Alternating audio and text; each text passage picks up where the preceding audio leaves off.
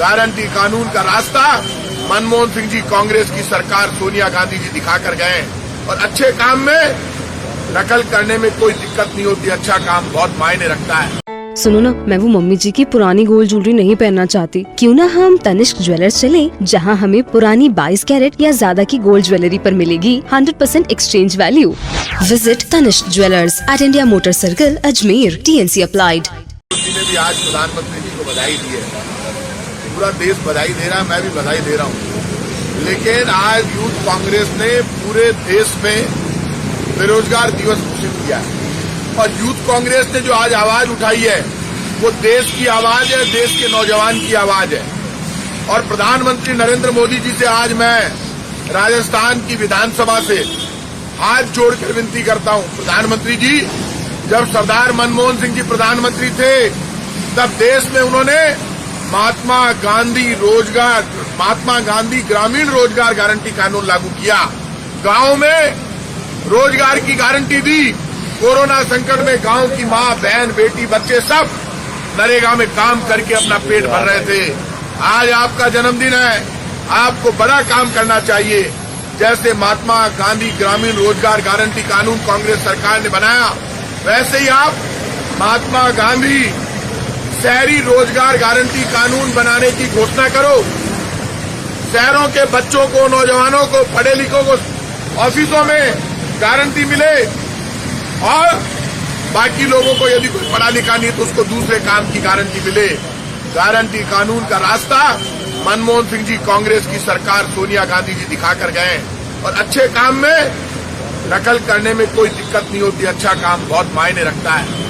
आपने नरेगा के खिलाफ आवाज उठाई थी, आपने नरेगा की हंसी उड़ाई थी पहली बार जब आप लोकसभा में बोले थे, लेकिन आप नरेगा को बंद नहीं कर पाए। आप समझ गए प्रधानमंत्री जी कि बिना नरेगा के लोग बेरोजगारी से भूख से मर जाएंगे। आज रोजगार गारंटी कानून शहरों में आपको लागू करना चाहिए, नौजवान की आवाज सुननी चाहिए, जवाब देना चाहिए। हर वर्ष 2 करोड़ लोगों को रोजगार देने की बात आपने कही थी और आज आपको घोषणा करनी चाहिए। पेट्रोल, डीजल और गैस सिलेंडर की महंगाई ने सारे रिकॉर्ड तोड़ दिए। आज आप हमारे प्रधानमंत्री हैं, आपने चुनाव से पहले जो वादे किए थे वो वादों का रिपोर्ट कार्ड आपको जारी करना चाहिए, देश को बताना चाहिए कि आपने इन साढ़े 6 वर्षों में जो वादे किए थे उनमें ना पेट्रोल सस्ता हुआ, ना डीजल सस्ता हुआ, ना गैस सिलेंडर सस्ती हुई। आजादी के बाद के सारे महंगाई के रिकॉर्ड तोड़ दिए।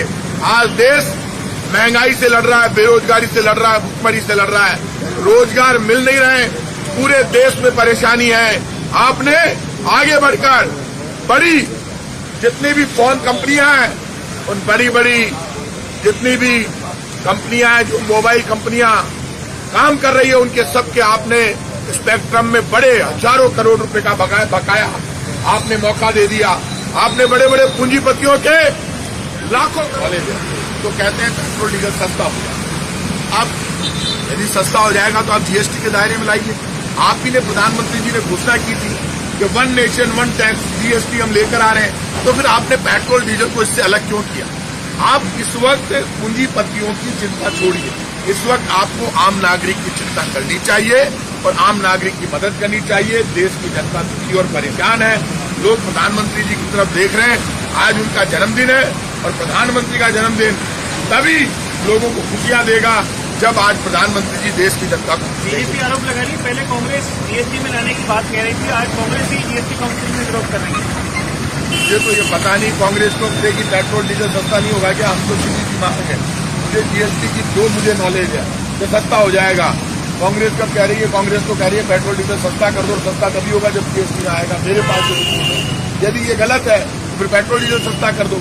मनमोहन सिंह जी के टाइम पे आप खुद जानते हो क्रूड ऑयल महंगा था, लेकिन पेट्रोल डीजल सस्ता था, क्योंकि मनमोहन सिंह जी ने जीएसटी कम लगा रखी। अब इन्होंने जीएसटी बहुत बढ़ा दी, तो अब जो बढ़ाई है उसके बाद क्या स्थिति है मुझे पता नहीं, लेकिन पेट्रोल डीजल इनको सस्ता करना चाहिए, क्योंकि मनमोहन सिंह जी के टाइम पे क्रूड ऑयल महंगा था लेकिन पेट्रोल डीजल सस्ता था।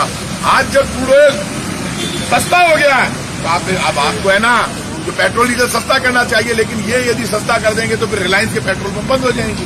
रिलायंस की चिंता ज्यादा है।